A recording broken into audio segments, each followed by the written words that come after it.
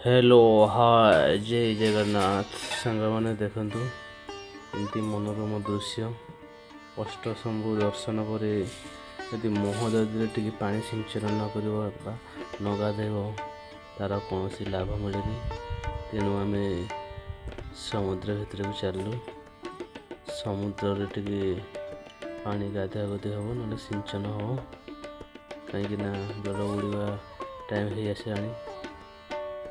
100-200 kilometre सफर पर आउ धैर्य ना गाधेबू ना से रेट ना चल भी पानी टी सिंचन करदेव महोदय पहुँचीगले ये देखो डंगा मान केमती अच्छी सब सदस्य मैंने आसगले